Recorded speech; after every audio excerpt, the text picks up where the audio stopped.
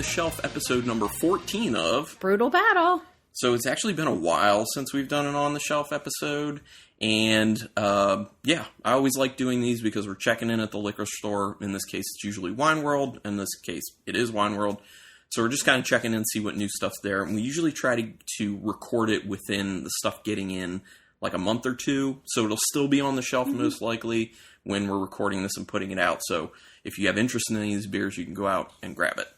Now, 2 disclaimers on this episode. 1, the audio may sound a little bit different because we're in another setup, like another new setup with our new furniture that we're testing out. The other thing is we're trying a different table. So if you end up hearing like beers being set down or cans being set down or whatever, we apologize up front and we'll work on getting that taken care of. This is just an easier setup instead of dragging up the folding table in the basement and moving chairs. And so we're basically trying to see, is this good enough? Will this work? I hope it does. So we'll see. But anyway, let's start with these beers. We have 2 sour beers and we have 2 dark beers. Yeah. So this kind of mirrors the last Beer Mail episode. Yeah, that went up today that we're recording. Yeah, the day we're recording. Yep. So, yep.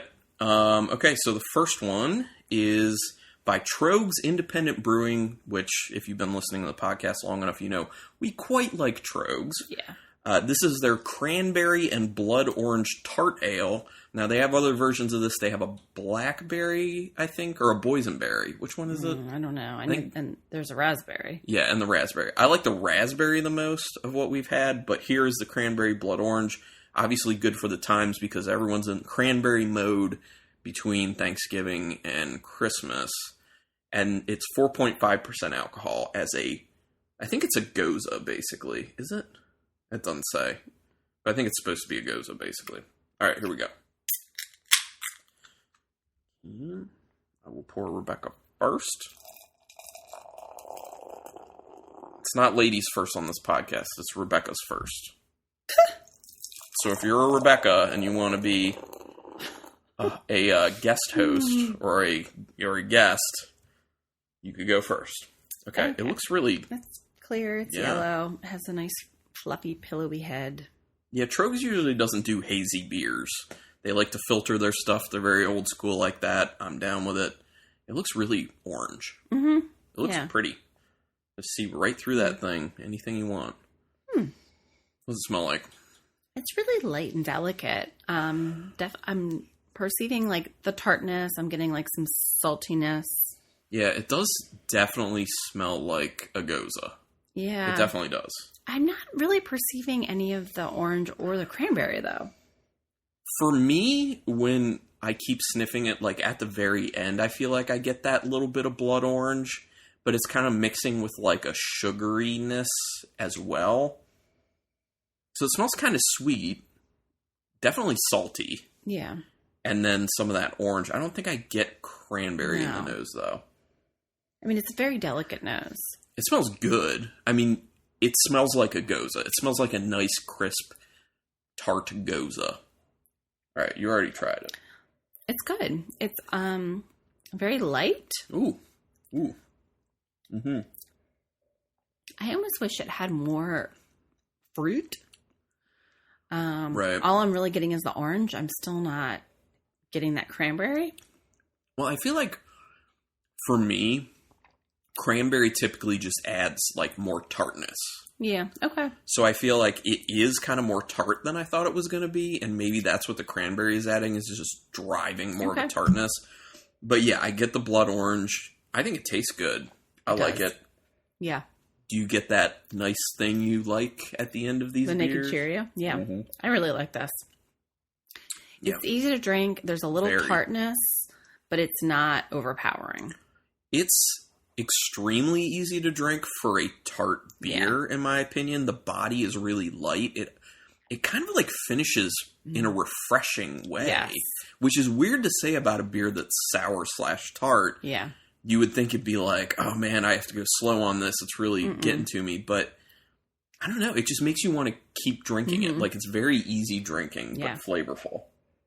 This is a great tart ale for the season. Now, I will say I really quite like this, but I also think I like the other two versions we've had more. Agreed. I think the fruit presence was more. Yeah. Definitely. But for some people, this may be preferable depending on, what your style is. But I like it. I definitely like it. But like I said, yeah, I just like the other two versions better. And it seems like maybe this is a recipe they'll continue to use and just try different fruits with. So that'd be fun. Yeah, I always like when breweries do that type of thing. We're like, here's this one base beer, and we're going to do all these different ones. We could do something like that for the variants episode, but they're not going to put them all out at once. Right. Well, unless they do like a special pack like 6 Point did with their Jammer pack. Yeah. That would be fun. Doubtful. Troegs. If anyone from Troegs hears this, make it happen. Yeah. That's probably a really big pain in the butt, but, Okay. So, like Carlin said, we're tart. Now we're going on to something dark. This is by Firestone Walker. It's their Coconut Merlin Milk Stout. So it's a milk stout with coconut. It is 5.5%. And Firestone Walker is out of California. Oh, yeah. I guess I forgot to say, Troegs is out of Hershey, Pennsylvania. So I'm going to let you pour. Okay, that's fine. I'm not very good at pouring. So I will say that I don't think we've ever had regular Merlin on the show before, but we have had the Mocha Merlin on the show. I forgot about that Mocha. Yeah, so this is a beer that's been done normal, like base. I think they may have done a barrel aged. Yes, Velvet Merkin. Because it used to be called Velvet Merlin.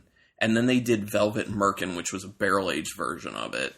And then they just shortened it to Merlin, and then they did the Mocha, and now they have the coconut. So, which I quite like the base beer itself, and I really liked the Mocha, because it was just that coffee. Was really good. That was a good one. So I don't know if they've done that again since, but I would like them to. Okay, so this is dark. Yeah. When I swirl it around, it gets kind of like a really nice creamy head to it. Agreed. So since we're recording in a new area, our cat is like... all over the place. Well, because we didn't set up the big table, so she couldn't get up like she normally does. Yeah, she's out of sorts. She's like, why are things different in this house? Okay, what does it smell like? Milk chocolate. Yeah. And it does smell dairy. Yes, it does. It smells creamy. Yeah. Which I love that type of smell with beers, especially stouts. Yeah. Can you get the coconut? No. This is a common... I love the idea of coconut and beer, and I love coconut, but it's hard to get. Yeah, it's flavor always... or nose coming through. Yeah, it's always hard for me to smell coconut in a beer unless there's like an insane amount of coconut, like something like Death by Coconut. Right, Death by Coconut. That's like by the Oscar only, Blues. and it's really hard after you have that because that's your standard then with coconut beers. I mean, that's kind of it. I mean, I get a little bit of like a coffee roastiness on the end as well. But it smells really nice, easy, creamy, smells good. Mm. And it tastes good. It tastes really good. Again, it's good. I feel like you get a very, very kiss of coconut. Yeah. Not much though, but definitely you can tell it's a milk stout. You're definitely getting that creaminess. A little sweet, but not too much. Yeah. I wish there was a little bit more body, but for 5.5%, I think it's a good staple stout to have on hand. I feel like, I don't know if you agree with me on this, but I feel like the end flavor tastes like a hint of vanilla. Like, I get the coconut, but I feel like there's also like a sweet vanilla mixing in at the end as well. Hey, is that just the milk stout? I don't know. Quite good. I mean, I don't know. But like it is good. No, I actually do get coconut in it. Like, I'm happy I actually taste coconut, and I assume it's still kind of cold, so I assume that perception of coconut will rise. Probably not a lot, but at least a little bit as it continues to warm. But this is a good beer. Yeah. I like this beer. You want to give me a rinse? Yep. I'm really excited about this next beer. Oh, I know. What are we going to say about the cat? I'm probably most excited about the next beer and the final beer, to be honest. The cat was checking out the water that we have for rinsing. She's like, this is new. Okay, so the next beer we have is a local one. Like a pretty local one. We like Union Craft Brewing. They're from Baltimore. We really like these guys. So if you've been listening to the podcast, you know that we're a fan of their Old Pro beers and even their older Pro beers, which are like the barrel-aged version, which it's a Goza. So they just put this out. It's called Cold Pro, and it's basically their Old Pro Goza, but with spices added for the winter season. And cranberry, right? And cranberries, I think. I think it's spices and cranberry. We'll read it afterwards, but... Yeah. I know. I saw this. I was like, I have to have this. Yeah, I know you did. Ooh, it's got a nice color to it. It's really pretty. It's like it almost looks peach. It's like a pinky peach. I would, if I looked at this, I would be like, that's probably raspberry. Mm-hmm. You know, that would be my assumption. It's pretty clear though. Mm-hmm. It's very clear. It's got a nice, slightly pink, thick head sitting on the top of it. Oh man, it smells really good. I mean, I smell the base beer of Old Pro in there, like that very familiar level of tartness mixing with the salinity, mixing with that Cheerio note, and it smells soft, but it smells refreshing at the same time. But then you're getting like this spice blend that I think smells really good, and then there's some sort of fruit. It smells cinnamony. Yeah. Not strong though. No, it's delicate. It's very light. Yes.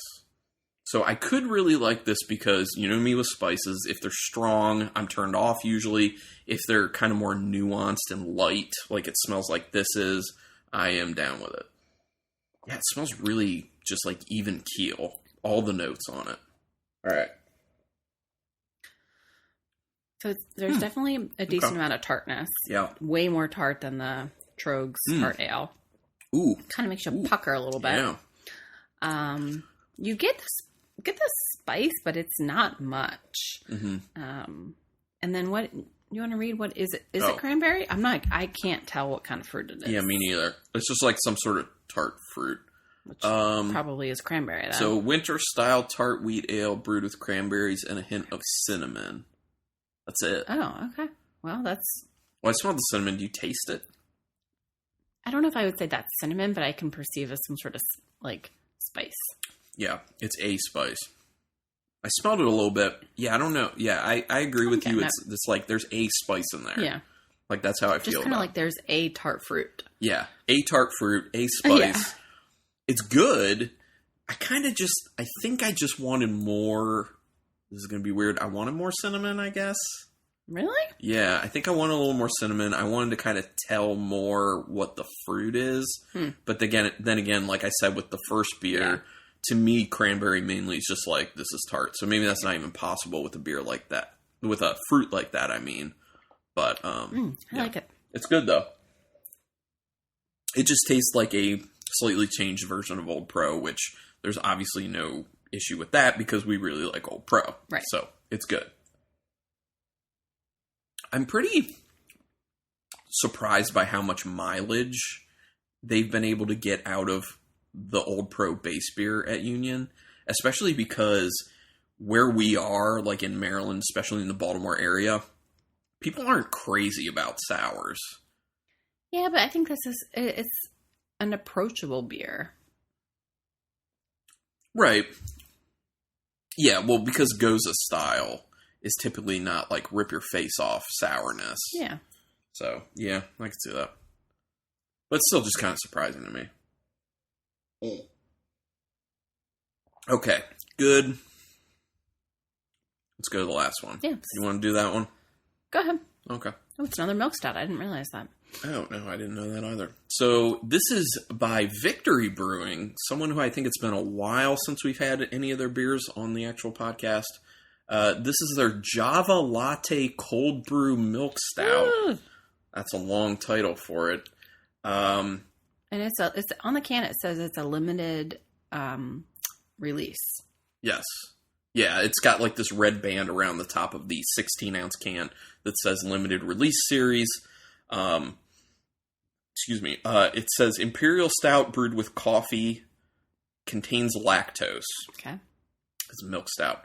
I like the cold brew aspect. It also has a little stamp on it that says crafted with One Village Coffee Artist Blend. Okay. And then they also have one of these cool lists, like I like, where they'll tell you, like, what's the malt, what are the malts, the hops, all that.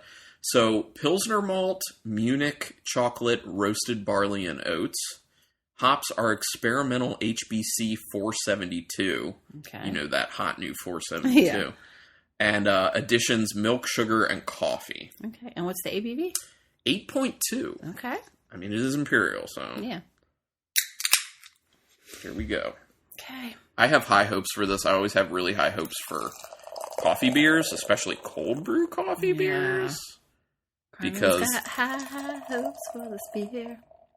And the reason I say especially cold brew coffee beers is because when you use cold brew versus hot brewed coffee, it takes a lot of that kind of acridity and bite out of the coffee. Yeah. So it's more smooth and kind of like a beautiful coffee flavor typically. Well, I think it's cool too that they use like a local. Yeah. And they gave, a nice big shout out on the can. Yeah. It's a big stamp on that can. You definitely feel like see usually it's like you have that partnership and it's like, oh, by the way, like very small print what coffee they use. Yeah. That's true. So, okay. So it's got a very present head. Yes. And slightly brown. Dark. Yeah, slightly brown head. It looks creamy. Mm-hmm. The head looks so creamy. The bubbles are so small. Yeah, it looks like an Imperial Stout. You can't see through it or anything. Ooh, that coffee's green. Yeah, it sure is. It almost smells like there's like green pepper in there.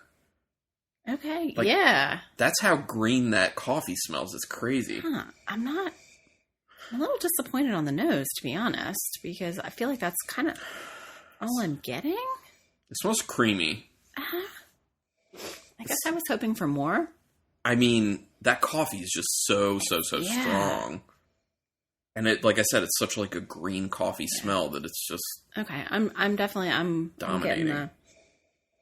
I'm getting the creaminess, but okay, I can perceive the milk chocolate, the creaminess once you get past that green coffee. The milk chocolate's low though. Yeah, it is. It's very, very low. You can, and this is like with any beer, if you just keep smelling, like you start getting past the really strong smells and you can suss out what's under it. Yeah.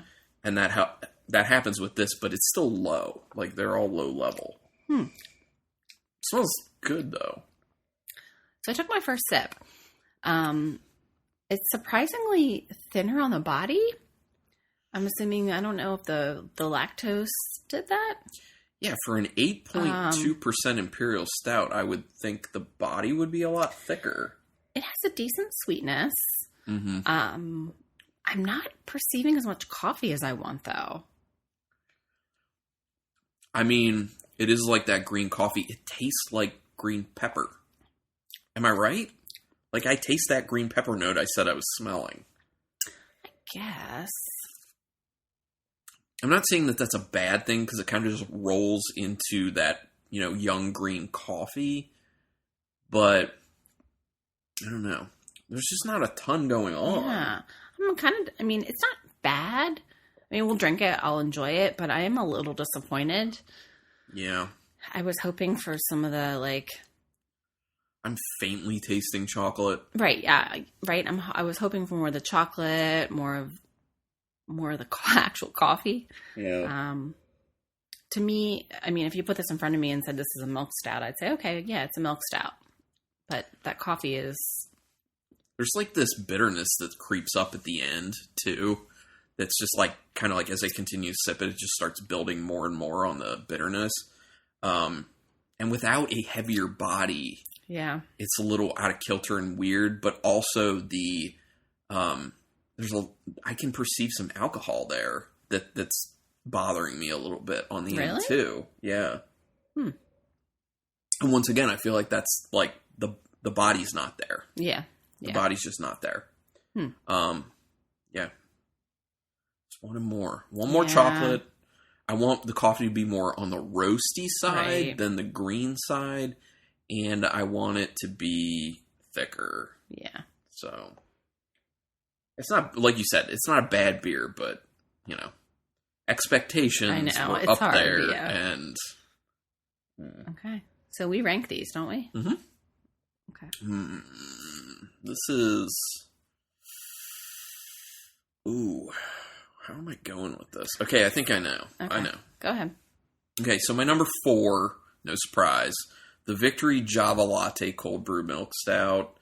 Yeah, that's my number 4. My number 3 is going to be the Union Cold Pro. That's the Goza with the cinnamon and the cranberry. I still like that quite a bit. It's just in comparison to the other two, the top two, I don't like it as much.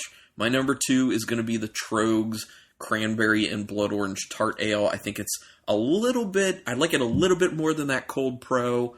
And I think part of it being that the tartness is a little bit lower. It's more sessionable and a little bit easier, and I like that about it. And my number 1 has got to be this Coconut Merlin. Yeah. It is a true milk stout. It's creamy, it's flavorful. You get a little bit of the coconut, granted not a ton, but, you know. Wait, and what's the ABV on this? Okay, 5.5. so here's what's funny. It's a 5.5% stout, and the Java Latte is an 8.2% Imperial Stout, and the Merlin has a much heavier body than the Imperial Stout does. I wouldn't say much heavier. Significant. It's significant. I'm going to pour a little bit more and back that up. Or at least the perception. Okay, so mine is actually very similar to yours. My only difference, Okay, never mind, it's not a lot. But I will tell you this. After drinking that Java Latte cold brew and then going to the Coconut Merlin, I taste a hell of a lot more coconut. Yeah. It really makes the coconut pop like crazy. And I think the reason is drinking that Java Latte, it gets your palate used to really strong coffee, so that when you go back to the Coconut Merlin, it takes all that coffee and roasty perception out and leaves only the coconut, and it is crazy how coconutty that is now. It's good. Okay, so my number 1 is also the... Ooh, that's so good now. I know. Like, it was good before, but now it's like crazy good. Okay, so my number 1 is the Firestone Walker Coconut Merlin. Mm-hmm. My number 2 is the Cold Pro. And then my number 3 is the Cranberry Blood Orange Tart Ale by Troegs. And then number 4 is the Victory Java Latte. Yeah. It's a good lineup, though, really. You know what? Victory Java Latte, thanks for helping out the Coconut Merlin. Because, dang. Well, now I feel like we have more of the Coconut Merlin because we bought a 6-pack of it because it's 12-ounce cans. Now I feel like we need more of the Java Lattes, so that's our primer beer. Mm-hmm. We drink that first to get us ready for the Coconut Merlin so we can really get that coconut. Primes your palate. Yeah, so maybe that's the dream team right there. Be like, all right, let's start with this Java Latte so we can get warmed up for the Merlin. Here we go. Just like pregame with that. Of course. Although that's it's 16 ounces of pregame versus the 12 ounce of the main event. Yeah. So anyway, okay. So hopefully people find this interesting enough. Hopefully you have heard about a beer you might want to check out. Hopefully you can get it wherever you are. So I want to hopefully get our hands, Troegs, speaking of Troegs, they're, what were you Double reading? Blizzard. Double Blizzard. Yeah. Yeah. So that should be hopefully hitting the shelves sometime soon. Yes. It seems like it's a Blizzard of hops. Yeah, it's just the Imperial version of Blizzard of hops, basically. Yeah. Which Rebecca and I are fans of Blizzard of hops. It's a good hazy IPA. A double version sounds pretty intriguing, in my opinion. So, yeah, and they did say that that's supposed to be hitting stores at some point soon-ish. So, look out for that. Anything else, Rebecca? Do you want to... Is there something we say now? Nothing. Okay. Nothing. No. I do want to do some plugs really quick. real quick, because I want to say, please help us out a little bit. Let's get a larger audience, maybe. Like, we have an audience, but I want to get even further. If you could rate us on whatever podcast thing platform you listen to us through, that would be really awesome. Ratings, reviews, stuff like that could really help out. But also just word of mouth, like letting people know, hey, you're into craft beer. I listen to this craft beer podcast, and, let them know about it. So we would appreciate that. You can also send us emails if you have any feedback or you want to suggest certain beers or whatever. brutalbattlepodcast@gmail.com. And also, if you want to be on a beer mail episode, or if you want to get us beers so you can be featured as a beer mailer, let us know. We have a very large beer mail episode coming up. Actually, I guess that's what I'm going to call it. 12 beers sent by not one person, but one entity, I will say. And that's my teaser. And that's going to be a large episode. About close to an hour and a half. So, really? Yeah. So get ready. Oh, man. And we did all those blind, too. We did. So look forward to that one. And that turned out kind of pretty interesting. Yeah. There were some curveballs. Yes. It was fun, though. But thanks, everyone, for checking this out. And until next time, keep it brutal.